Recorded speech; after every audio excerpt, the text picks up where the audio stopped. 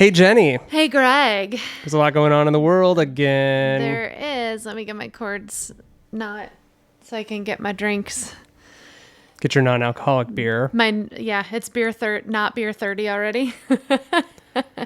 Yeah, it has been a really dramatic and tenuous and painful 24 hours in the American diaspora, right? 24 days. 24 days. 24 months. I mean, yeah.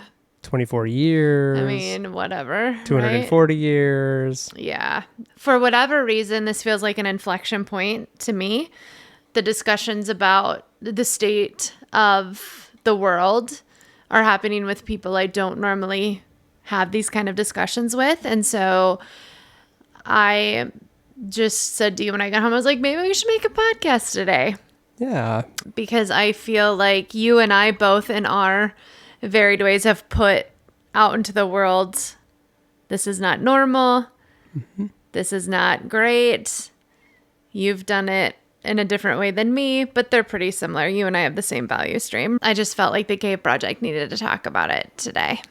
So if you've never listened before, this is the Cave Project. It's based on Plato's allegory of the cave, the idea of going in to places where people may not have an accurate story or the full picture of what's going on, and helping from a spirit of generosity to say, hey, here's what we see. What do you think about that? Yeah. So we've been doing this now. We're in our second season. We've done a ton of different episodes, all focused around tension and conflict, often with technology, sometimes with family, sometimes as parents, sometimes as kids, us as kids, all the spectrum. Yeah.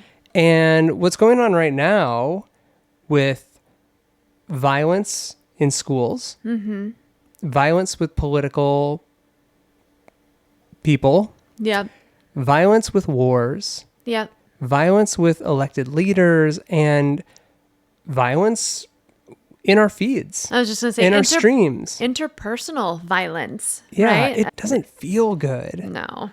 And what I learned is that sometimes it's just okay to just say, this doesn't feel good. And we've both been putting some of those vibes out into the world in the last 24 hours. And we've gotten some good feedback back of just like, hey guys, thanks for saying that. Yeah. Your missive in your newsletter this week was, this is not normal. And I really loved what you said about just calling it out. And that's actually the moment of clarity that you need to recenter yourself in your values and to refocus on less of the churn and more of the, where am I in this, and what is my responsibility, and what's within my sphere of influence of control. This is a thing that you tell people all the time. This is like one of the top 10 Greg Swan pieces of wisdom, right? I've literally parroted it to everyone I know. It's just like, what's in your sphere of control? What can you actually do about this? Because it doesn't actually feel controllable. There's so many variables. There's so many things that are affecting us and that can make us upset. And a lot of us have done a lot of therapy to have language, to be able to feel things. Yeah. And it's like, oh my gosh, some of these things it's not getting easier. And like, didn't we just do this in 2020 where there was like a crisis after a crisis? And also the feeling that I'm actually okay day to day. And so I'm doing routine things, and that doesn't feel good either. Yeah, I loved how you pointed that out too. I think those of us that move through the world in squishy, empathetic ways, like your own privilege becomes a place of contention, right? Because you're like, I'm okay. I am eating. I have a job. My kids are safe at this moment. And that can make you feel bad. That knocks you off. You're like, but I've seen what the world is doing. I've seen what is happening.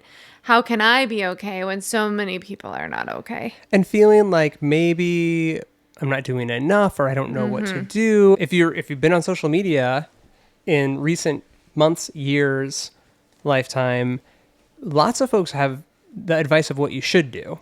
And there's a lot of advice out Yep. there. And that can add up after a while. That can feel like, oh man, that's really bad. And also just going about your day sometimes and taking care of yourself first is care. It is doing something because it's helping you rest up for the next thing. And I think that that's what I was working through this week. Man, I was in Chicago and there's ISIS happening there and there's a whole bunch of tension and big protests there. And meanwhile, I'm sitting in a business meeting having a catered lunch I didn't even really want.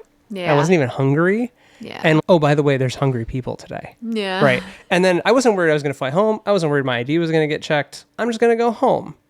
We had the school shooting at Annunciation here in Minnesota Yeah. just last week. Was that just last week? Oh my God. And there was school walkouts on Friday, including in our local high school. And that feels bad too. Yeah. And then I was Googling about when specifically that date was because I have amnesia and I think that's wrong. I don't think it was last week. I think it was 2 weeks ago. I don't know. And I was Googling it and I saw there was another shooting in Denver. I'm getting emotional right now even. I'm still pissed about the last one and feel like people moved on and there's another one I didn't even know about. And then that felt bad. Yeah.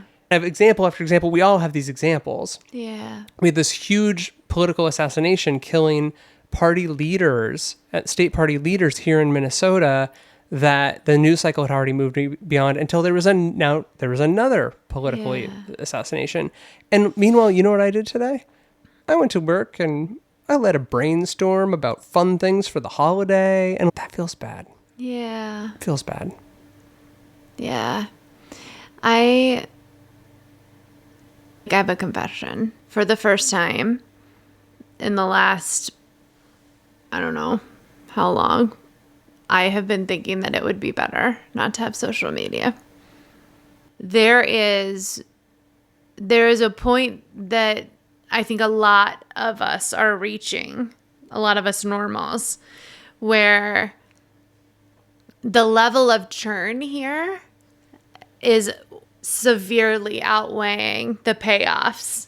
And the level of churn has reached a point where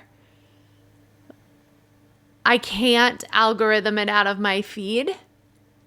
I can't teach the algorithm to feed me what I need it to feed me, it feels like right now.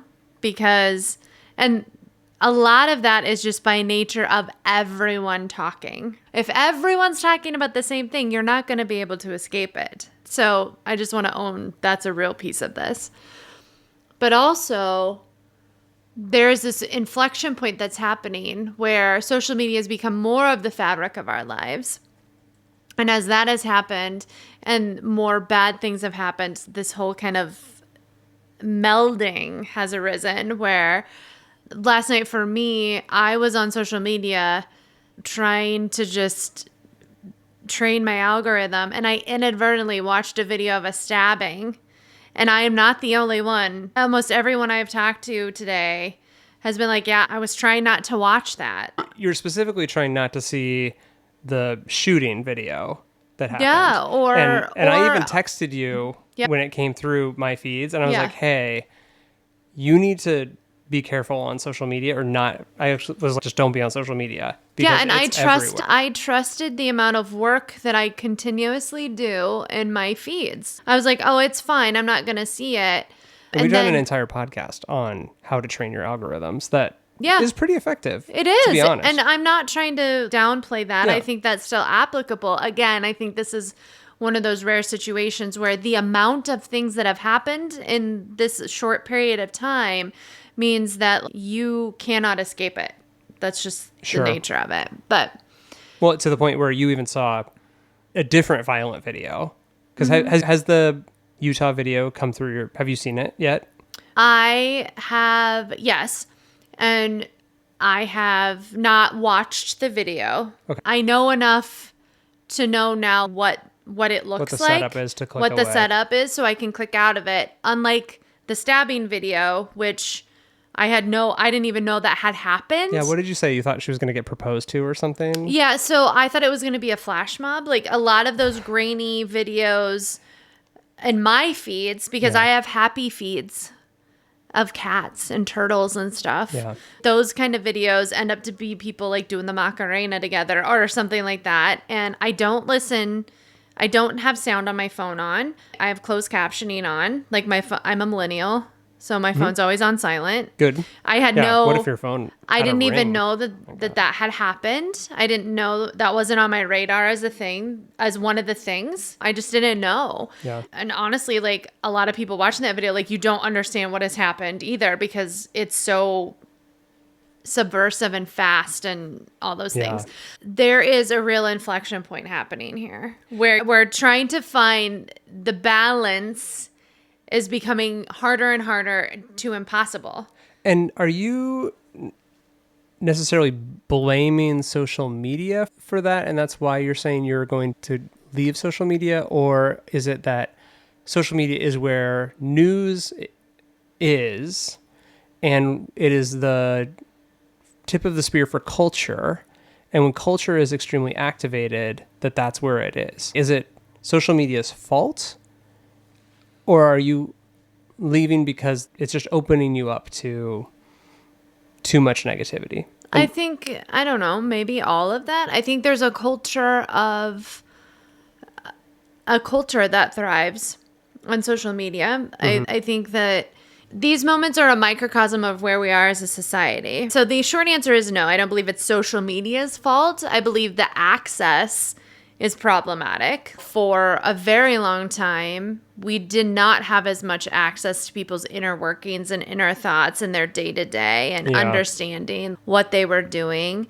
I think it's been interesting to watch feeds over the last little bit here and people saying, I had no idea how many people were actually listening to this guy and doing these things. I had no idea that this was your political structure even, right? So specifically what you're saying is you and I have both been surprised by things that people in our orbits have posted, and that has led us to learn a lot about people that have been pretty quiet about a lot of things. Yeah, and recently. I don't think that's a thing that has been unique to you and I. Absolutely. I think there has been a lot of talk about how did this election actually happen? And there's been a lot of talk today of, oh, now I understand how this election happened. There are so many people that are believing and saying these things under the surface and not talking about them. And then this is the moment when those beliefs come out.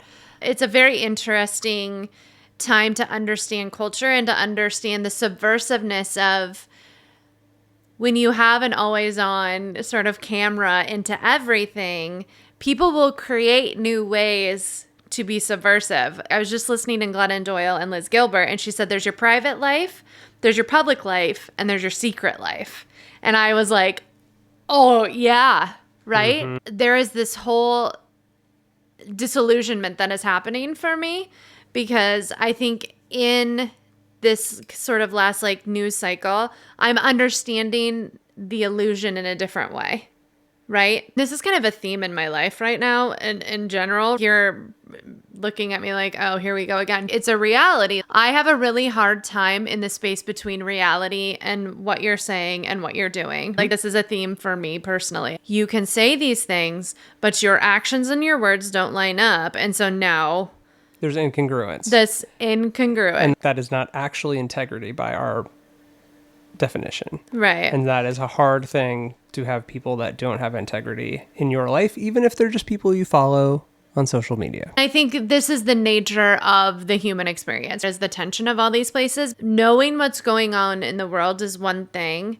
Knowing what everyone is doing. I'm a people person. Like, I think that's very interesting. But what I'm not understanding, or what I'm having a really hard time with, is the vitriol that we drop at the doorstep of each other in this place, and how the last 24 hours, something really awful happened. And instead of focusing on that, we're focused on each other.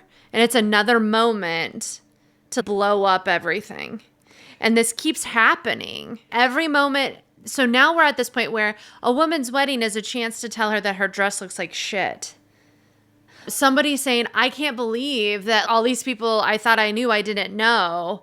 And then everybody just went, well, he was a hero. You're an asshole. Like, how could you even? It's just the degradation. There used to be space.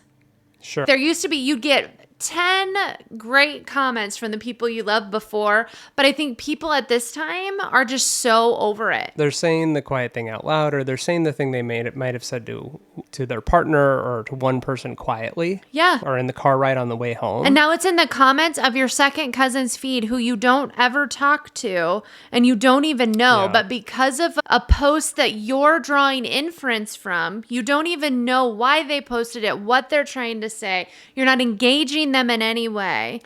You're just boom, and it's over. I think it's so interesting because in 2020, which is the last time that I felt this way, as someone who like this does feel very 2020, doesn't it? Someone who makes their living on the internet and their job is to oversee teams who read the comments on purpose. Yep. We had a global pandemic, and we had questions on if science was real, and also like people were a million people actually died. Yeah. Regardless of how you think it happened or how you think it was handled. Right. A million people died. If you didn't know someone who died or in your immediate orbit, like you were incredibly privileged, and we were very privileged just to have the number of people we do, which was actually a lot. Yep. And then you had the murder of George Floyd, and you had the civil unrest that came from that. And then you had the fallout of the switch to online schooling. Things like the Olympics were canceled, and the fear that the world shut down. the idea the world that shut down, and this culture of fear was born. We were living in social media, and just like fire, like social media held a lot of us together, and it created a lot of good, and also there was a lot of bad. And overseeing teams who were doing a lot of flagging people posting erroneous things, reporting and blocking and having content taken down that was very flagrant or violent. And we now know there were entire rooms of people, servers of bandwidth devoted to taking down really, really bad stuff. And there's people that have come out since, and they were like, that was my job. I was like, I had to look at all that bad shit and flag it. But they fired all those people. Here we are 5 years later, and we've offloaded all of that moderation to AI or what is called community notes. And I recently have been added as a community notes moderator in Meta for Facebook. And I will tell you that when Meta goes in and it flags content and what it thinks it is and how it wants to say, here's a news article from a suspicious looking website claiming this thing, here's why we think it's wrong. And then it's not saying, is this right or wrong? You're basically like rating it. Like, how do you think this is? It's not representative at all. And I think that you are literally a living example of the breakdown of that, with the fact that you're seeing this content that you didn't want to see. When we defer some of that moderation, it's a huge amount of volume to do. I don't know what the answer is, but when we defer that to algorithms and bots, and also maybe even owners of these platforms, leaders on these platforms who are incredibly politically motivated, they're even admitting they're putting their finger on the scale for where they want to push things. It's stirring us up even more, us being everyone, society. And arguably, you can feel like some of that's on purpose. I know it's on purpose on Twitter because Elon said it is. Well, and I think Elon saying the quiet thing out loud, and I think we're watching in real time, like, we had a political assassination in our state. It was not covered. Our local stations covered it. No one else covered it. I mean, flags were not at half-mast. Nothing was happened. Now that it's important to the administration that's holding office, you cannot escape it. Flags are at half-mast. The news will not stop. Like the ABC, CBS, NBC, all of these stations, they're 10 minutes on this thing this morning. And we had 4 senators, not just one guy. We had 4. And their children. I had coworkers from all across the country who had no idea about the Annunciation shooting the next day, and then the day after that. We're in a spot where I want to be careful, because I also can see how we're getting to a place in media where we're getting a little government run here. Well, it's so Zuckerberg and Tim Cook were just at the White House. So it's not like there isn't, again, some fingers on the scales. The other question, just to be fair, remains like, how much in previous administrations was this the case? And we just have a situation where we're saying the quiet thing out loud Well, now. 100. Right? So I think that's fair. Without question, the Biden administration has put extreme pressure on Meta around vaccine message. Well, I think a lot of the analysis by some of the CEOs of these corporations has been they get those phone calls regardless, whether it's on the 5 o'clock news or not that they made the phone call. Like Biden's people are going to call. Yeah, this is true. In public relations, like this is the work of Yes. the publicist. You call the stations, and we know about this because of some of the work that you've done in the past, right? So I think it's important to point out that there's a little bit of desperation on everyone's part here. Yeah. And this is a thing I've been calling out over and over and over again, right? And this is how I keep my circle of control where it can be managed, right? Yeah. This is how I get back. You have a lot of pushback to a political system that didn't say the truth out loud. And a lot of people felt very disenfranchised by that incongruence between what was being said and what was being done. Correct. Right? And in that, you lose your power. And I think that's a really important thing to point out here, that a lot of this is mechanisms of the loss of power and where you can actually have power. So people lost their power. Now they have it on the internet, and now it's unmanageable. So I want to transition into, so what do we do about it? And first, I just want to close that kind of chapter of what's going on right now with my favorite thing, which is to ground in the history of America, which is that this isn't that unusual, which feels bad. Again, there's been a lot of talk about the political violence of the 1960s, and I don't know if you've seen any of that in your feeds. I've seen today. a lot of Malcolm X in my feeds. So yeah. Frequently cite this book called Fantasyland by Kurt Anderson, where he went back through the history of the United States and talks about how there are fantastical belief systems and power structures from religion and media and architecture and transportation and marketers who have created cycles like this forever. And even the people who came here, the stories we say of why they came to the United States, there's different stories of why they actually came here and what they found here, and things like the gold rush and witch trials and cults and survivalism, etc. There's a lot of the tradition of this. There's this Mark Twain aphorism where he says, history doesn't repeat itself, but it sometimes rhymes.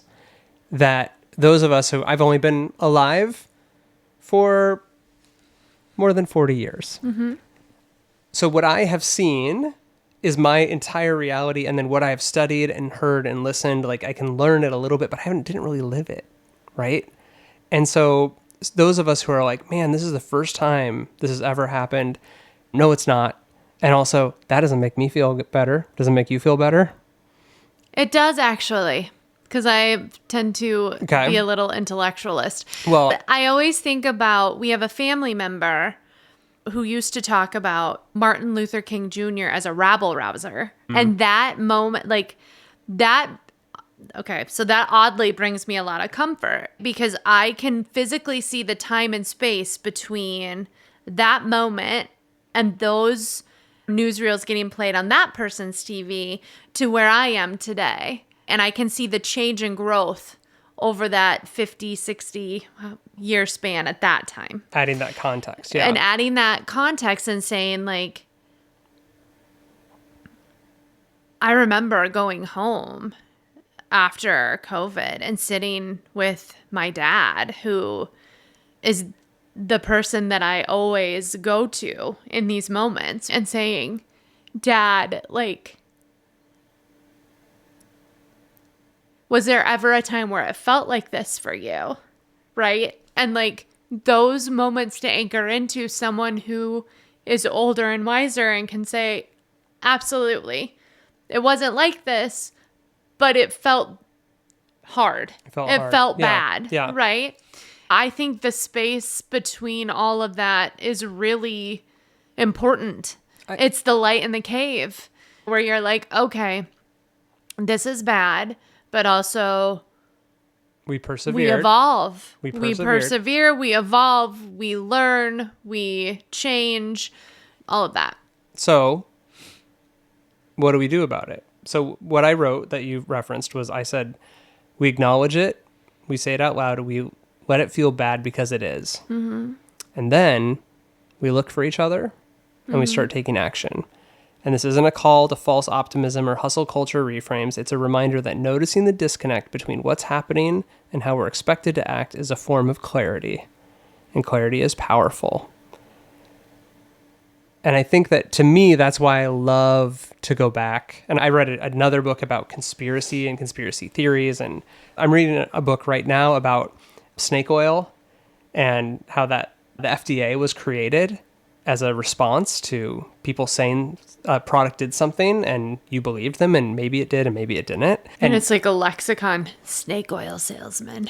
It is. It is. And it's being applied to AI now, which is the book that I'm reading. Yeah. So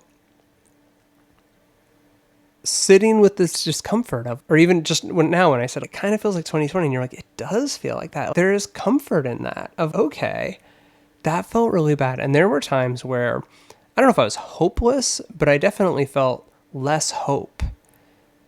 And I feel that way in some of these regards, where I feel less power over how to change. I feel like one voice, one email, one phone call, one Instagram post is maybe not going to change the wave that got here. How do you feel? I think for me, where I land in this discussion is we can talk about the societal fabric and the political change and all of this. We can talk about all these things. But I think for me as a normal and me as someone who loves people, like at the end of the day for me, I think we really have to start focusing on our personal interactions with social media and how what we're saying and doing online, we have to think of it as how is what I'm doing affecting everyone around me. And we have to start thinking of this not as a water cooler, but as a megaphone that the people on the other side of that social media also have a megaphone. So you have to be absolutely resolute in your interactions with it. And we have to relearn nuance as a culture. We have to relearn all of the things about what it means to be human again on online. People, I do not recognize people on social media that I know in real life. Like, this is where it's coming to, is we have lost the ability to understand that there's someone on the other side of the screen and that you're not just volleying words into the void. Or to an enemy. Or to an enemy. Yeah. The basics are lost here. Some of the argument for education is helping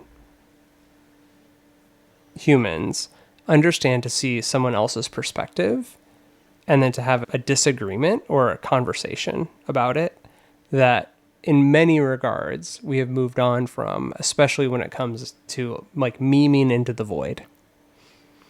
I think what I said on the internet last night, because I was just watching meltdown after meltdown. And when I say, like, I literally have my feeds curated so well, I really do. So the people melting down are people I know, people I love, people I care about, people I understand why these things hit them the way they do, because I know the intimate workings. I know their history. I know what's happening. Just like we tell you, you cannot tell AI anything personal because they'll use it against you. Social media is not the spot to dump everything that you can't hold. You need to find another spot. You absolutely have to find another spot. So what'd you write? So I wrote, you have to tweak your algorithm. You have to unfollow, mute, block, and report. You have to report the videos of shootings, stabbings. If the social media companies won't take them down, then you can train your algorithm for what you don't want to see. And also, you don't have to post. You don't have to feed an outrage or fight Uncle Larry again on Facebook for everyone to see. And you don't have to become the dumpster fire that you see in the world. We are all mad. I get it. But a therapist or a friend or anything is better than what everyone is doing online right now. And teach your kids not to post terrible things and then give them a spot to land when they do, because they will, because they're kids and the adults are being really shitty. Agency cures many an ill in 2025, and we have some, so we should use it and take care of ourselves. I think all of this is a response to a pulling of power in a way that feels terrible to all of us. And in that desperation for some agency, for a modicum of, I can control this, this is my power, we're just spewing gross all over the place.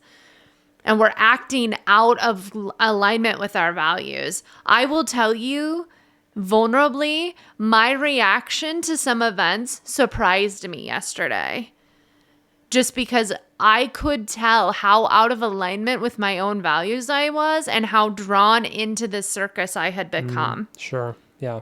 And so I think we all need to do a stop and a pause. We talk about these freaking filters every time I get on this podcast. Go pull that episode and listen to it again. If you are not able to interact with the internet in a way that doesn't cause harm to other humans, you are not allowed to go on the internet. You're not allowed. You need to get off. And I don't mean because of anyone else but you.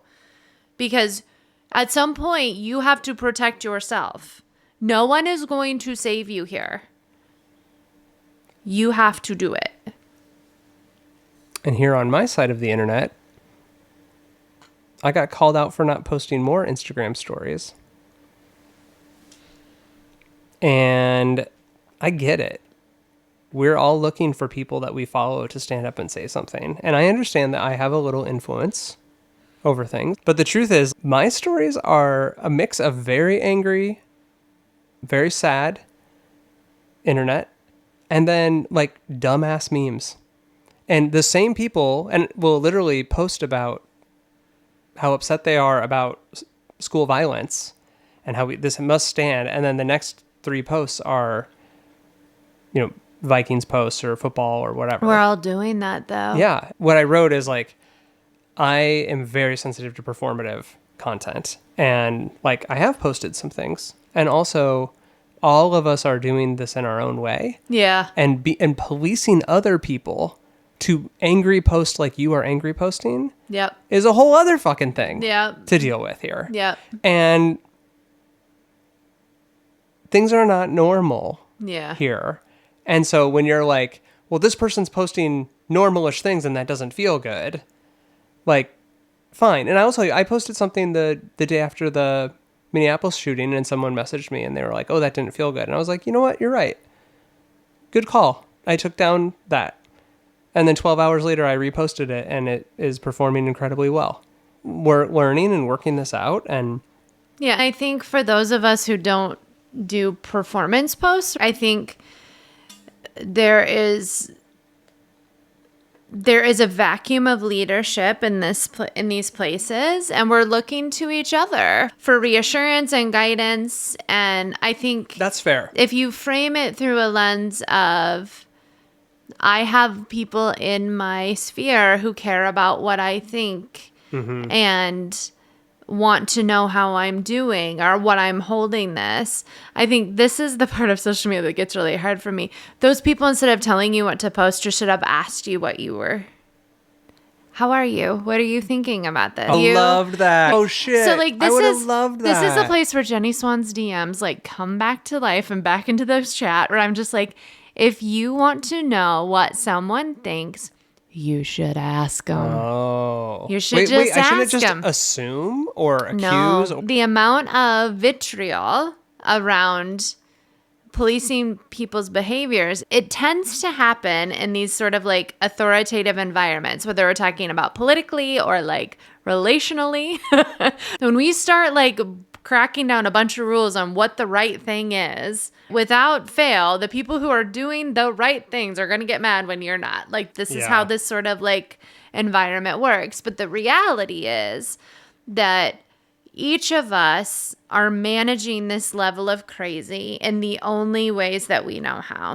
And so as a human who doesn't do any of this for a living, who just lives it and has kids who live it and a husband who's impacted by it, my advice to you, what I would say to you is get off the internet for 24 hours.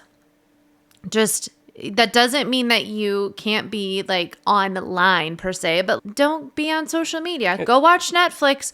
Go watch some YouTuber that like is banal and doesn't bother your sensibilities. Take a break. It's a mental health pause. Take a pause from the chatter. Pull out.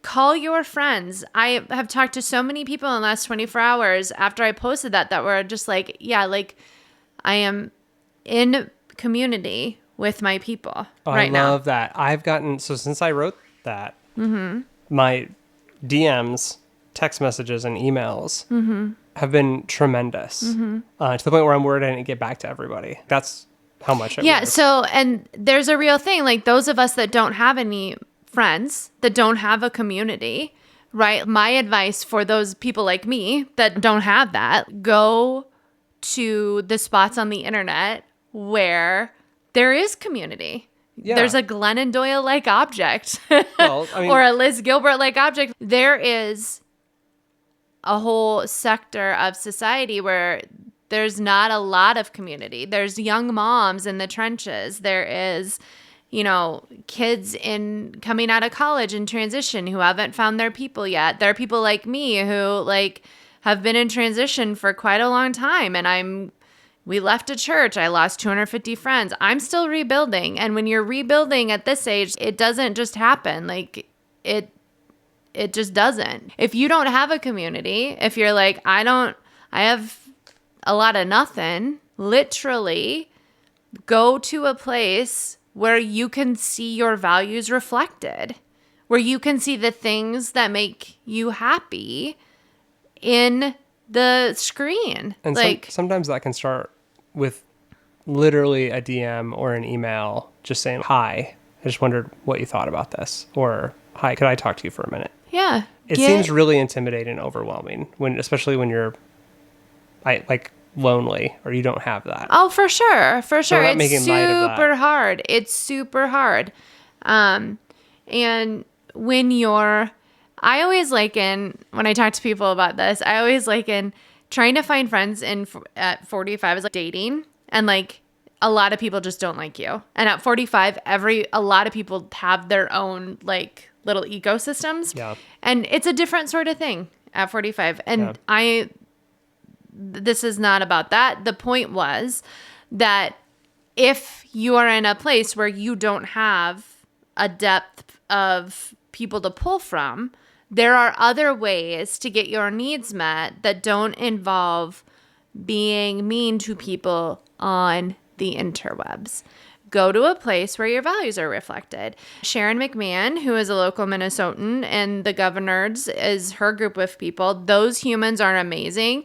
The humans over at Glennon Doyle and Abby Wambach and Sisters Podcast are amazing. Jen Hatmaker and her crew of humans, that's an amazing place to hang out. There is a little bit of Christianity there. Just gonna put that out there. It's not our thing. It's not our thing. I don't like it, but I like Jen, and so I go there. You don't have to like the whole person. Here's the thing. And also, you don't have There's to other nuance them. there. Yeah. Oh my God. So, the last thing I want to cover before we close this very special episode that's going to have some sort of creative idea around the pause. What we were going to record was about gentle parenting. We should talk about kids a little bit. And so I think that we should disclose that we are parents. We are parents. We are not experts at parenting. We are learning it as we go. And we also have had to think a lot, and we had direct conversations about it. You and I talked. We talked to the kids. We talked again. Like, we have been talking to our kids about this stuff. I don't know if we did it perfect. There's no perfect. There's no right way. But I think that our kids are watching and they are seeing this shit on their feeds too.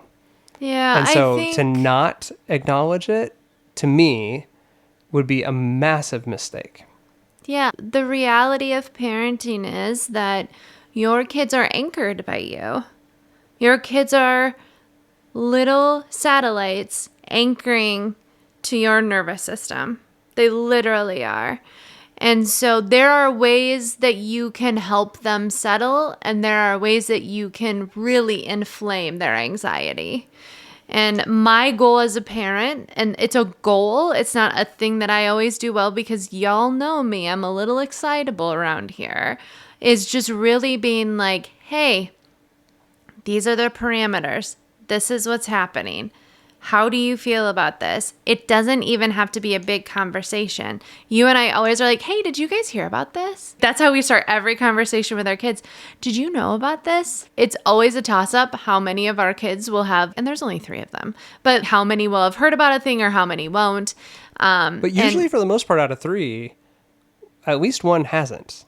Oh, for sure. And- Usually 2. Yeah. And so then Mm-hmm. you have a different challenge, which is, well, how do I prep them that they may hear about this and or maybe they should know that this happened while also respecting their autonomy Yeah, their agency. and not creating fear mongering or fear or even just like specifically telling them what they should think about something they haven't even heard about yet. Yeah. Which is almost trickier than if It they've is. heard about it on the playground already, on the social media playground. So Yeah. say, hey, Greg and Jenny, how do you guys do this? What did you guys do yesterday?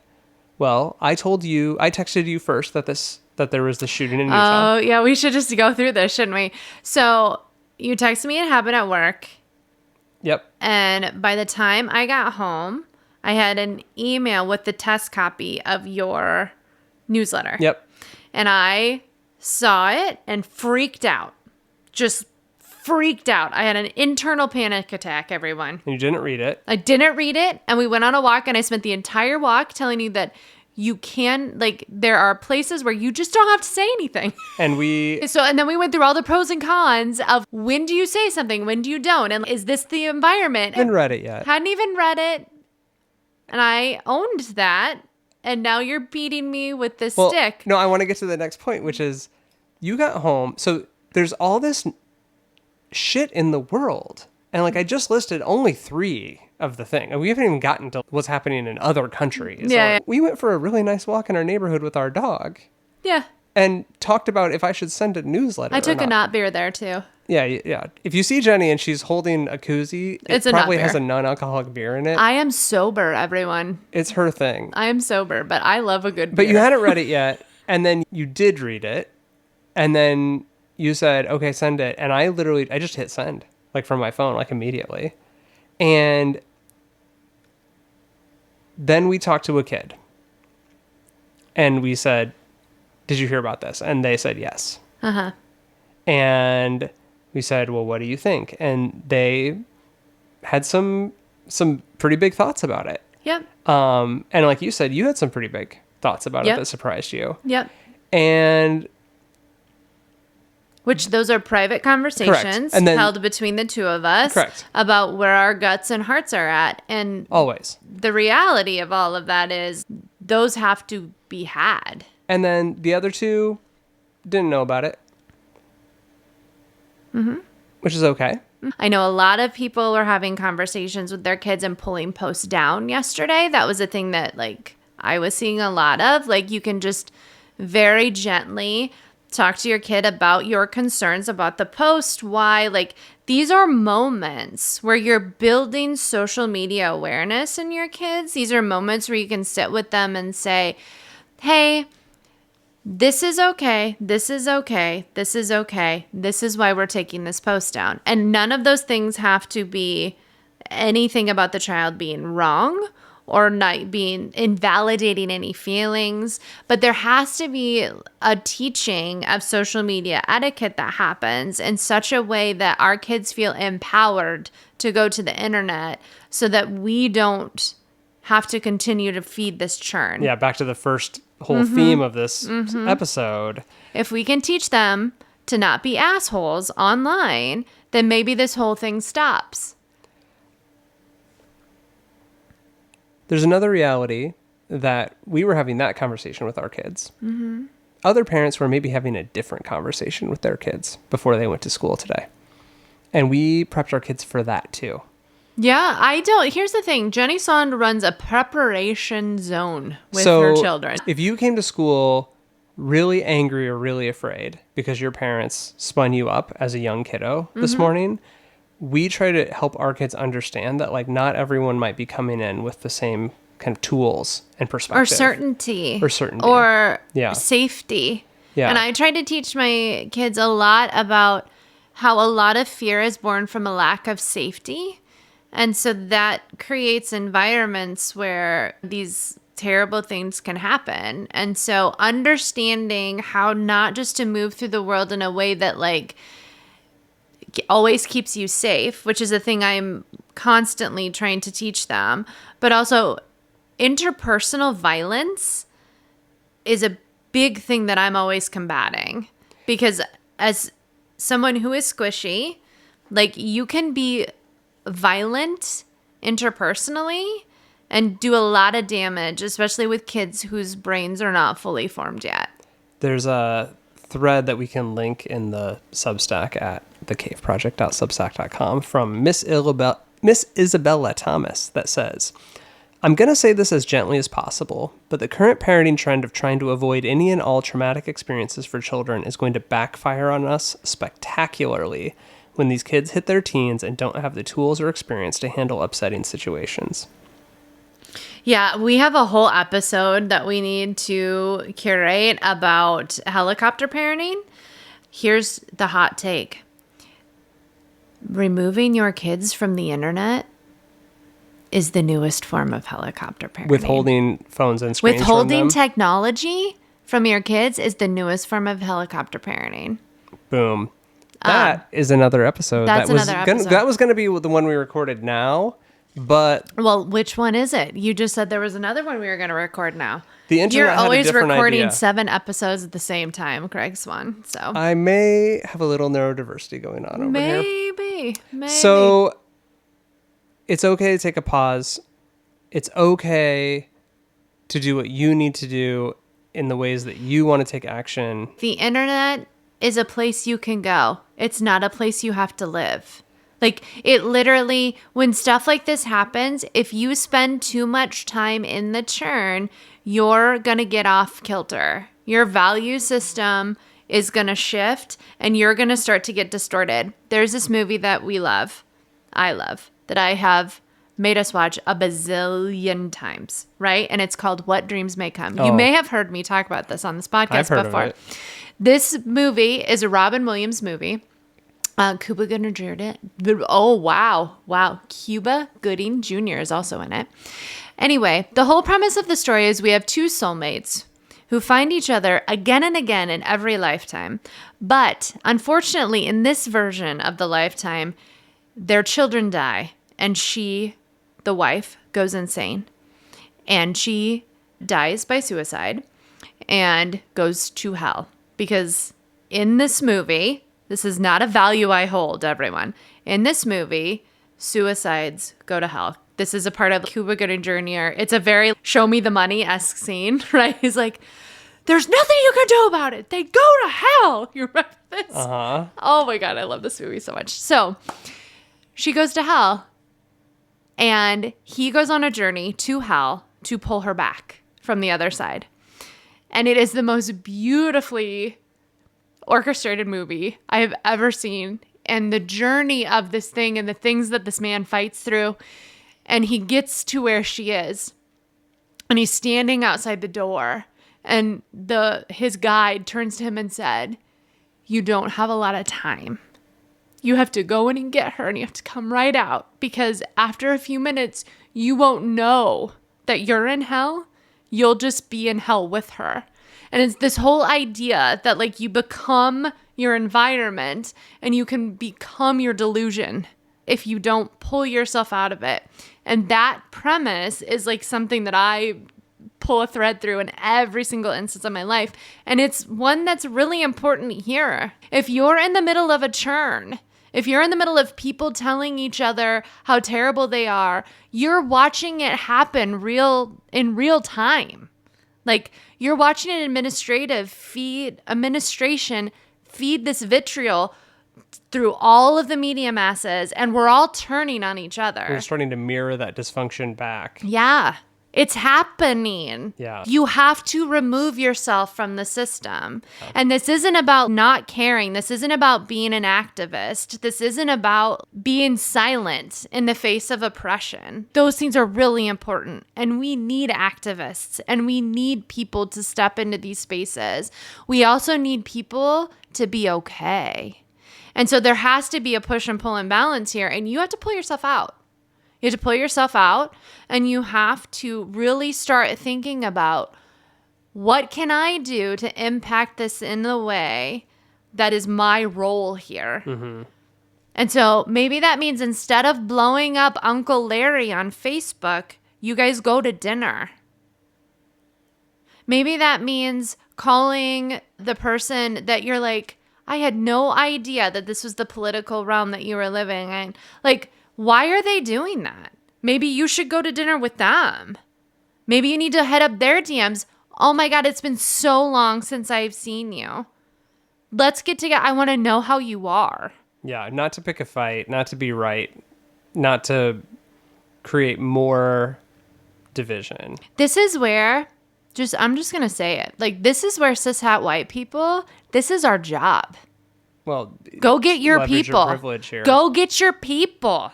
Yeah. And don't do it on the internet while you hide behind a keyboard by yelling about how everyone's hiding behind a keyboard. Yeah, it's really passive aggressive and avoidant to not actually try. Do you need to go to therapy? Do you need to go do some work? Do you need to spend more time with your kids? Do you need to reprioritize the things in your life that are preventing you from being the person that you want to be? And since you're not doing that, you're drinking too much. You're posting shit on the internet. You're like, it is time for all of us to do an evaluation on ourselves. This is the moment. And what I heard from you in that wonderful recap of What Dreams May Come, which I have also watched at least 30 times because I love you and I'm in a relationship with you, was that it's important to not lose yourself, which means when stuff is really traumatic, go do things that are healthy for you, even if it feels like a paradox to where things are. Like, things are bad, so maybe I shouldn't go for a walk, even though that's going to give me a ton of energy. I'm going to move my body. It's going to make my dog happy. Maybe I shouldn't still go to that brainstorm and come up with holiday ideas, because actually when I'm like in my creative mode, it makes my brain so happy. Yeah. Maybe I shouldn't eat the dessert, do the thing that whatever it is. Joy is an act of resistance. And I want to close this addressing why I am wearing all Minnesota Vikings regalia for those listening on the podcast. Wait, what? Because No.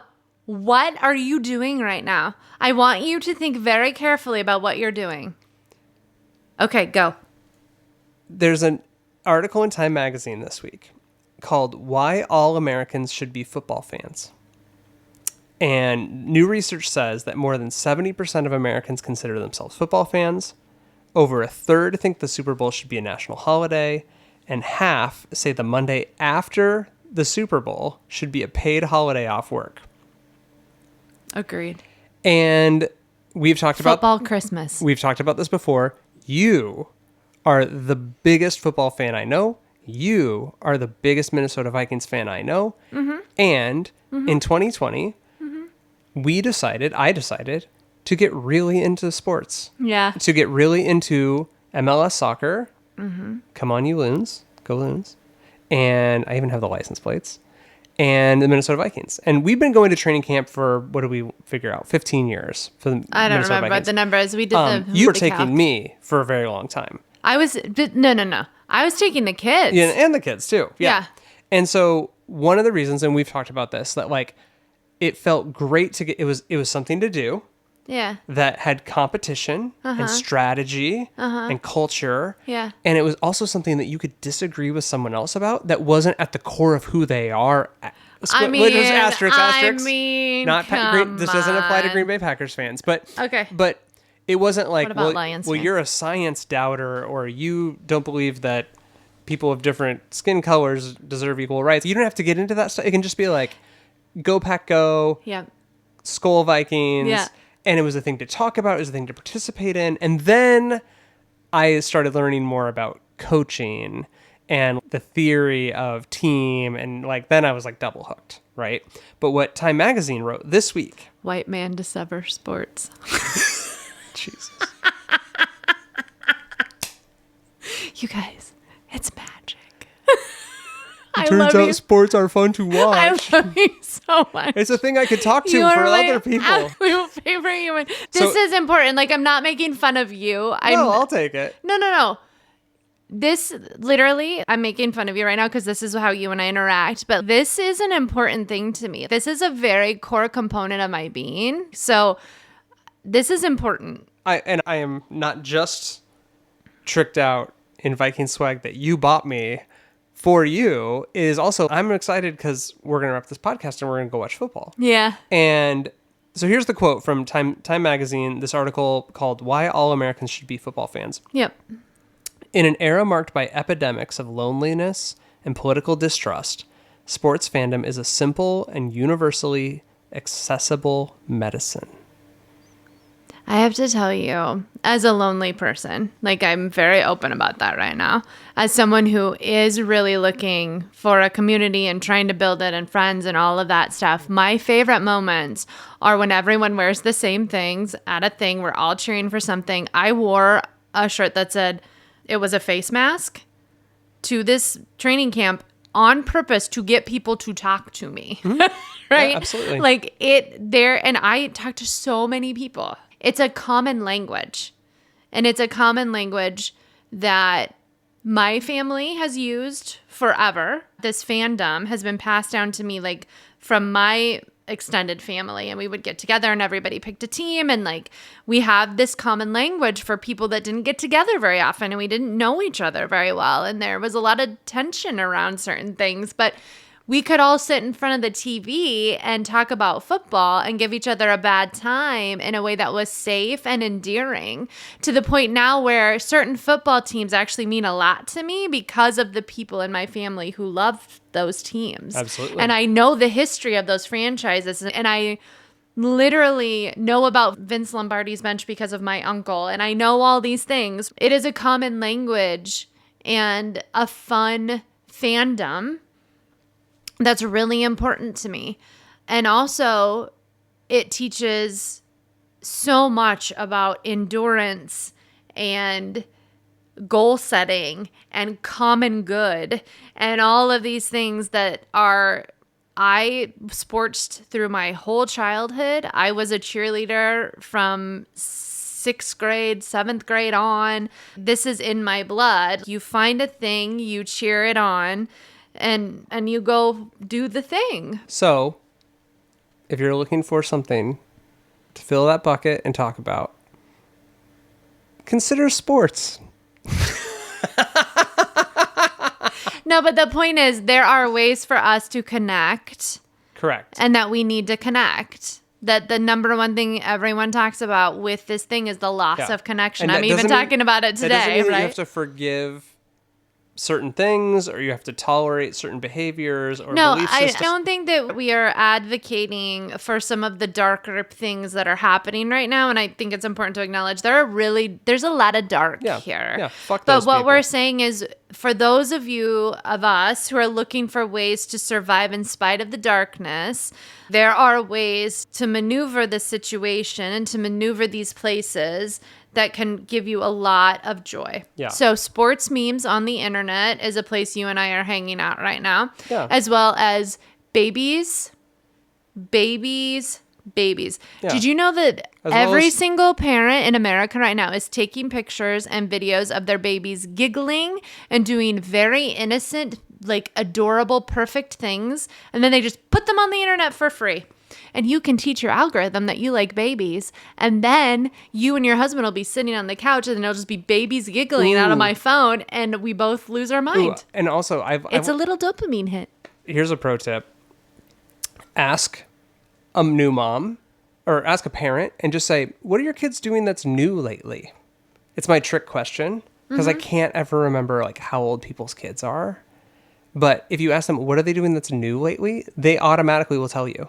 And they love it. Yeah. We all love to just brag on our kids. And actually, the people that you're interacting with, we want to actually know how you are. Oh, 100%. And they want to know how you are. That's a And clutch one. Be sure to look them in the eyes and listen. I know, it's Jenny Swan pro tip. shit. Literally have interactions with people around you. Make it weird. And also stand up to power where you can. Use your voice where you can. Get involved where you can. We're not going to go on to a high horse here and do that shit. No. I just want to call that out. Like, in saying that, the pressure arrives. Did I just reintroduce pressure where we had taken it all out? I think this is the tension of this moment. This is the Okay. tension here. I feel like it's hard to say. So here, what I wrote was, Yeah. you already know this, but if you're in a position to support. If you're in a position to learn, listen. If you're in a position to lead, be worthy of it. Yeah. Yeah. So I think the call out or the momentum here is that like nothing that you do or that you don't do is too little. Like there's no too small or this doesn't count or this is not enough. Well, who are we to police and say? No one is. You have to be the purveyor of your own value system. Yeah. Right? Yeah. And you have to know, I can do this and this is why, or I can't enter in here and this is why. And then do it. And we all collectively have to give each person that we know and love the room and space to enter in and exit as they need to without judgment. Yeah. So there will be people who are at every protest and who are doing all the things and that are posting every single thing, and then they'll disappear for 6 to 8 weeks. And they need that 6 to 8 weeks, and then maybe they come back and they don't go as hard, or maybe they do, but that's none of your damn business. Love it. Your business is to make sure the people that you love are well, to manage and maintain those relationships where you need to, and to manage and maintain your relationship with yourself. And right now, I think this word self-care, especially on women internet, gets a really bad like it has the worst connotation. And if you say that in some more conservative circles, like they're gonna make fun of you. What I'm telling you is taking care of yourself in this sort of environment is not optional. It's mandatory. And that you have to put on your own oxygen mask first. I love it. And let me just bring it back to football again. Okay. So you don't have to. This is from the Time Magazine article. You don't have to know the difference between a cover 4 and a Tampa 2 defense to put on a hat, make a friend, build a new family tradition. Skol Vikings. Skol Vikings. Greg, we're going to wrap up here because football does start in 10 minutes. But where are you hanging on the internet right now that you love so much and is bringing you so much joy? What is making you happy? What is it that makes the little social media gremlins in your brain? There's this band out of Milwaukee called the Hissy Kits. And it's a keyboardist and a person who plays the theremin. Do you know what that is? It's like has You're a radio asking Greg antenna, Swan's wife if she knows what a and theremin you hold your is. hand up and it goes woo. So it's Yeah, I know what a theremin is. They're very expensive. Otherwise, you'd have one. Oh, well, okay. I have some in my Facebook Marketplace. We can talk about that later. So they're dressed as cats. They play jazz on the theremin, and I'm obsessed with them. I think that they're wonderful. It's not like they're furries that are just like having fun artists kind of stuff. Maybe they're furries. It's none of my business. Now I made this weird. I played it for the kids at 7 a.m. this morning, and they were playing St. James Infirmary Blues and When the Saints Go In, and it just makes me so happy because it's so ridiculous, like these jazz cats, and then sometimes they don't actually sing words, but they meow and a bullhorn.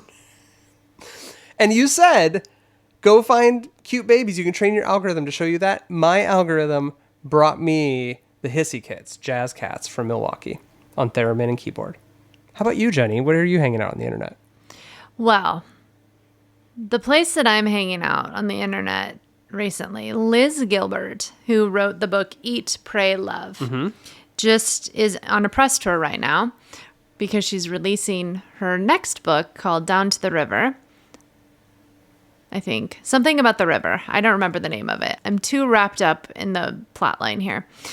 And I've been reading everything I can about it. And there has been a lot of discussions with this book around who you this idea of who are you in the public sphere, who are you in private, and how does that match what you are in secret. I already said this once, but the book is about her journey from being married to a man at the end of Eat, Pray, Love, to writing a second book called Committed, then gradually falling in love with her hairstylist, Raina, coming out, their relationship, and then that all culminated or started when Raina got diagnosed with pancreatic stage 4 cancer and was going to die.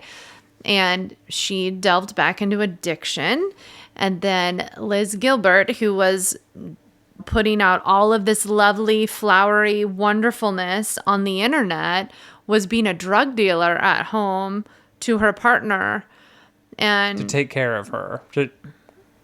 well, yeah, that's the discussion. Are you the enabling what happened? And what she said today on this podcast I listened to her on today was a relationship where you're the best version, you show each other the best, most high version of yourself, and then you see the darkest, most terrible version of yourself. What is that? What are those mechanisms? What happened? So that book's called All the Way to the River. All the Way to the Love, River. Loss, and Liberation. And we will link to it in the show notes with a Anyway, affiliate everyone code. has very big feelings about this book. And I did originally. I was super annoyed by the premise. And then as I do, you guys, anyone who knows Is it me, because of Oprah? Is that why they're annoyed? yes, that's a big part of Yeah. it because there's a lot of churn around Oprah's book club and Oprah in general right now, right? But I think there's just a lot of churn around making money off a story that's not true. I think there's a lot of churn around this sort of moment in time where there's so much soliloquy between this narrative and the narrative of an American diaspora, right? I think there's a lot of reckoning happening about a lot of things. And so this is an interesting place because for me, this one is a personal story and I really enjoy people's stories. It's that paradox of it can be this huge big story and also you can enjoy listening to people dressed like cats playing jazz. Can have it all. Relationship we have, Jennifer Swan. Yeah. We're very different humans. But also 2 minutes ago, I was talking about football. We contain multitudes, We do. Greg. We Thank do. you for listening to the Cave Project. Where can folks find us? We're on the interwebs. We're on Instagram and the Facebook machine. You can listen to our podcast on Spotify and Apple Podcasts. And YouTube. And YouTube. If you want us to come do this shtick in person, you should email us at emailthecaveproject@gmail.com. We'd love to come annoy you with all of our boringness. That's it. No. Okay. What? Bye. Hey, Jenny. See you on the internet. Nope, I did it. I closed it. That's the end. You don't get to change the end.